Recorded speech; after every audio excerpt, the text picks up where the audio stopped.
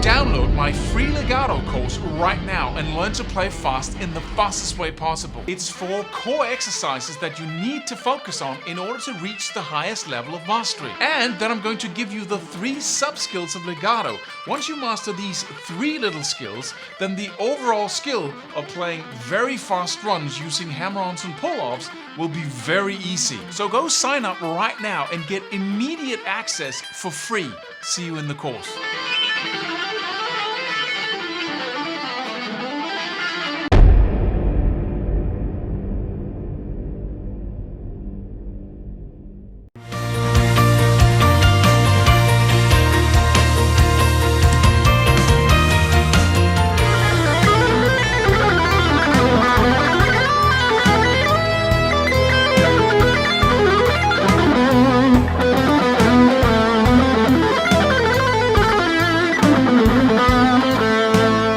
Hi, my name is Claus Levin, and in this video we're going to talk about a principle that is crucial to your alternate picking development. In fact, if you use it when you practice, you're all set. If you're not, then you're wasting your time completely. So this is very important, so let's talk about it. When you pick, an inordinate amount of information passes from the brain to the hand and back again all the time, and it goes for both hands. Because when you pick up and down, you have to adjust picking depth, you have to adjust how you hold the pick as you pick sometimes. And it's a very minute, very small little movement. And the hand, so to speak, sends signal, or the brain gets signals from the hand all the time about the picking depth, because that has to be in about the same place. So you have about the same resistance when you cross the string. If you go too far in towards the body, you get a very high note, very loud note. If you pick very shallowly and move the pick in this direction, you get a very shallow note. And that picking depth has to be just accurate, because if not, you get different kinds of resistance, and that's going to give you an uneven picking. So that kind of accuracy is one of the huge things that we need to focus on when we develop alternate picking. It's one of the things we practice when we practice alternate picking, whether we know it or not, is accuracy as far as picking depth. But so it's an amazing amount of information that goes on over here that the brain has to process and then adjust as it plays this incredibly fast line, right? And the left hand has to follow that and play the notes of that run as it does it. But playing fast is really like playing slow. When you're playing slow, you're using more details like bending and vibrato and stuff like that. And I'm using my fingers over here to shape the note when I pick, when I'm playing slower lines. As I increase speed, of course, those details disappear. It becomes more simple, and so it becomes more robotic when you play those fast lines. But it's still an amazing amount of information that the brain processes and converts into movement again and again. It's staggering. So how does it do it? Well, it uses a trick that you also use whenever you're confronted with a ton of information. If you get a lot of unrelated, seemingly, pieces of information just thrown at you like that, and you have thousands of them, you get overwhelmed first, right? You look at that and say, oh, I can't really, let's say it's weather information. You get a ton of information about how cold or warm it is in different areas in the country, and you get rain and how many millimeters or whatever it rained, and all kinds of information. So what's the first thing you do whenever you're confronted with that much? Just intuitively, what's the first thing you do? You categorize it. You put it in groups. You put it in little boxes and drawers and whatever. So you can say, okay, this is one state, and this is another state, perhaps. And this is all, earthquakes and floods and all those dramatic things that we want to act on right away. So we're going to make that one category that we can focus on right away when that information comes in, right? So now you have it categorized, you have it grouped, you have several little bits of pieces of information collected in one group. And that's what the brain does every time it has to do something, or get an overview of something that's impossible to get an overview over, because now I can look at it and say, okay, I have 3 things here, and I can have it in my head and say, okay, that's the earthquakes and the stuff, and then there's these 2 states that it relates to. So I know whenever I have to deal with any of it, I can just go in and pick up the information right there. So how does this relate to guitar playing or practicing alternate picking? Well, every single pick stroke delivers information to the brain, and that information then becomes another pick stroke. And the same thing goes for the left hand. So, from 2 different sources back and forth like that at an incredible speed. So let's just say this is one pick stroke. one little ball here is now not a piece of information about the weather, but it's one pick stroke. And I'm just going to start already putting them in order, because instead of all over the place, I just have 4 lines of 3 dots here. So I've already started categorizing them, because of course when we're talking about guitar playing, it's not visual information anymore.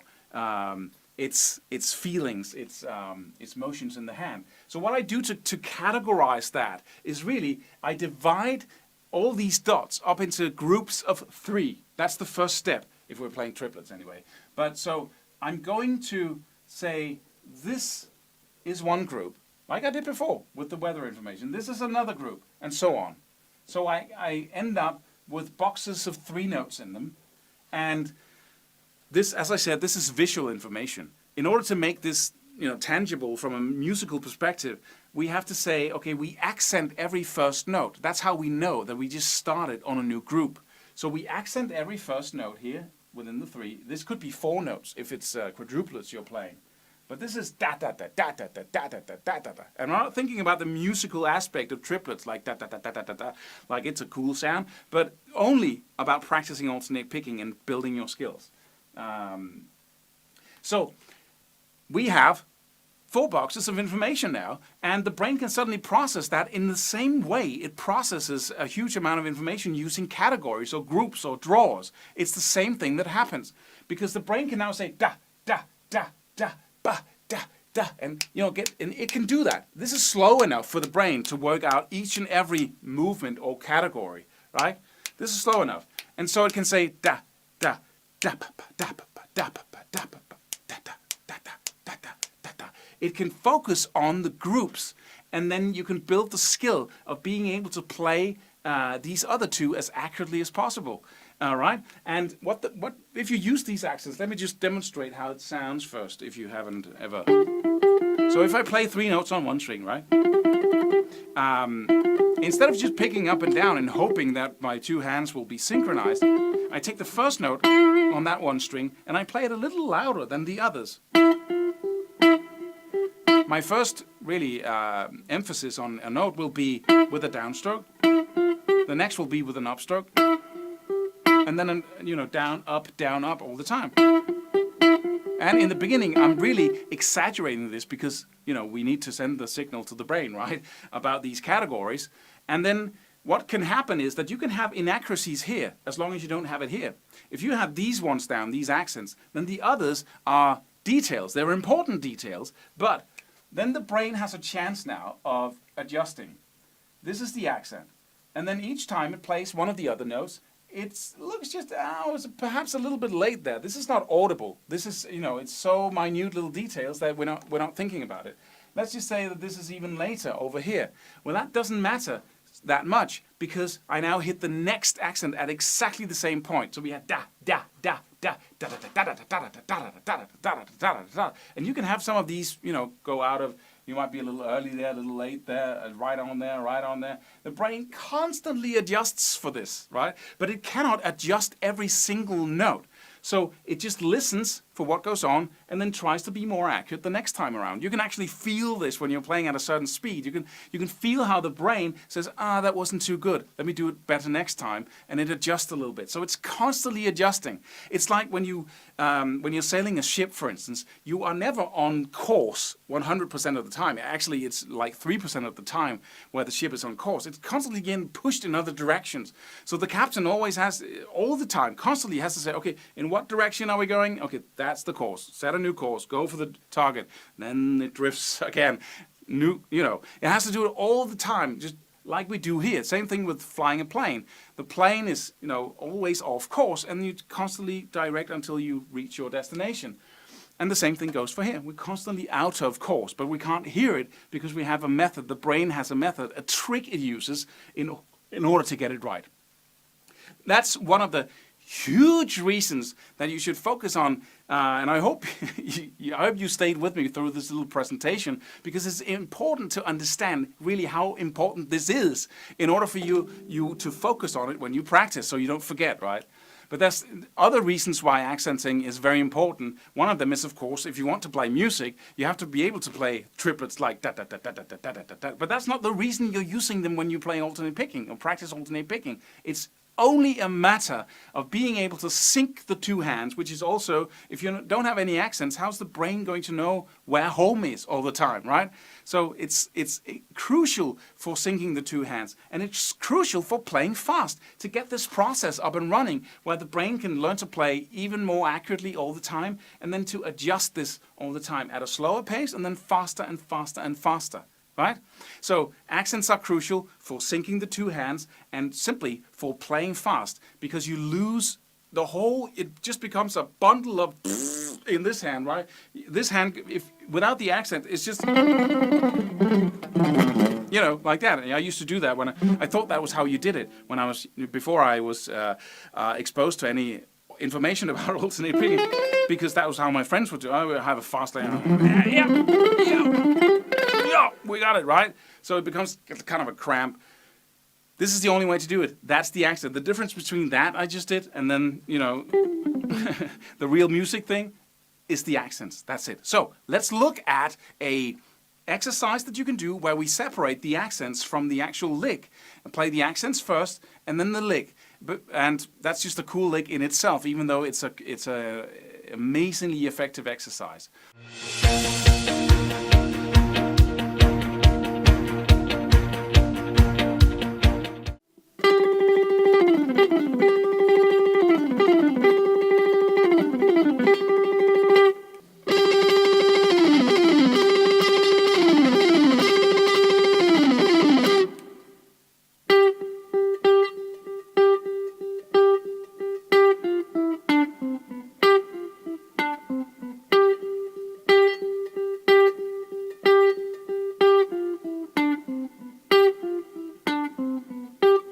So let's have a look at it.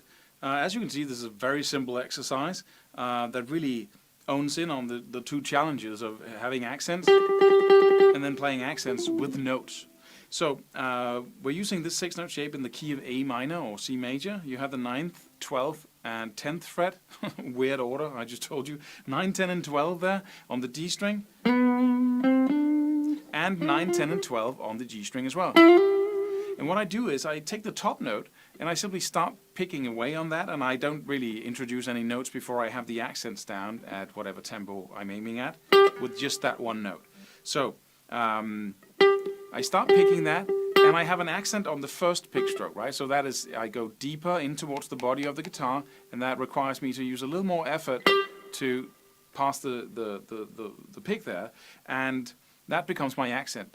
And then for the next note, I'm picking silently, and you might want to exaggerate this in the beginning. So you got one downstroke that's loud, and then you have two not so loud strokes, right? So that's the one set here, because we have 3 notes. Remember the big box on the table up there? So we go right, and then the next one is the same, but now we start with an upstroke and have a loud note there. So we go right, so we go down, up, down, and then we go up, down, up, right? And that loud note there is essential. This is very hard for you, even though you've been practicing alternate picking for some time. This is your time to make a huge leap in your development. So this is the first exercise. Down, up, down, up, down, up, down, up, down, up, down, up, right? And then you simply do that until you have that up to speed. Let's say this is your target speed, your first target speed. Or what about here? Then you start adding notes, but you remember the accents. So you go 1, 2, 3 on the first string. You have down, up in the 10th fret, and then down in the 9th fret. So down in the 12th, and then up in the 10th, and down in the 9th. And then new string, 12th fret, up. Loud note, right?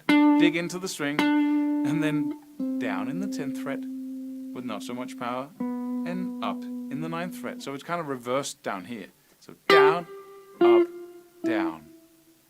12, 10, 9. fourth finger, second finger, and first finger.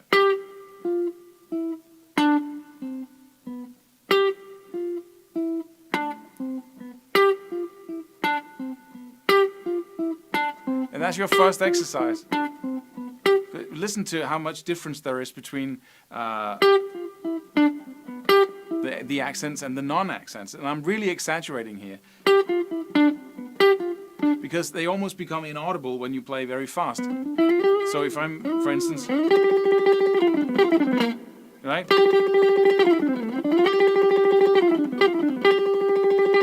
You can hear them sort of, but they're in my body, and that's the most important thing. You don't really need to be able to hear them at all, but it needs to be in you, right?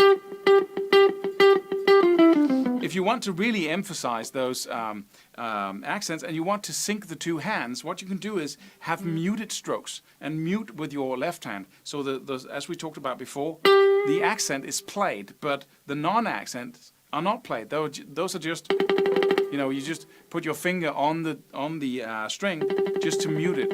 You get a little, right? So you go, and so you go ba da da da da da. And this little movement here can also be a little bit of a tricky thing until you get it up to speed and you can do it. So this is perfect synchronization because I can do the accents with my left hand as well, and I can do them with the right hand. So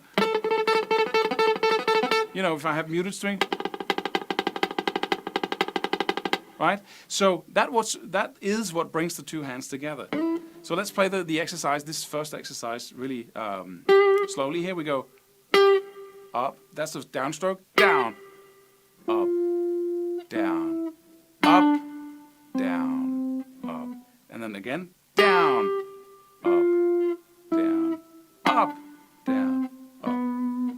That's it. When you play down, of course, you got to. And.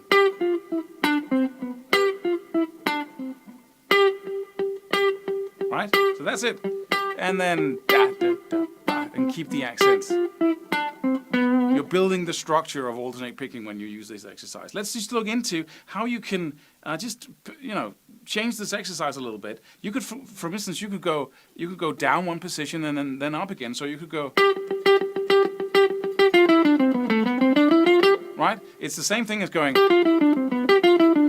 Right? Same amount of notes there, but I'm just going 6 notes down in one 6-note shape, and then I move down to the next 6-note shape in the scale here, which is in the 7th, 9th, and 10th on both the two middle strings there, on the D and G string, and I just play up.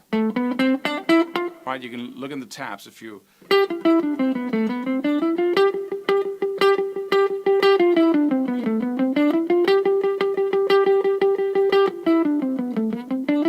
Right? And then you could design little exercises like that. You can also stay on one string and go.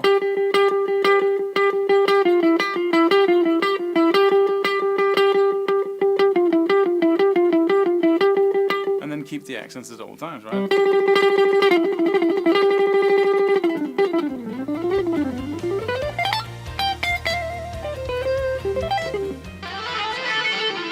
Go download my free legato course right now and learn to play fast in the fastest way possible. It's 4 core exercises that you need to focus on in order to reach the highest level of mastery. And then I'm going to give you the 3 sub-skills of legato. Once you master these 3 little skills, then the overall skill of playing very fast runs using hammer-ons and pull-offs will be very easy. So go sign up right now and get immediate access for free. See you in the course.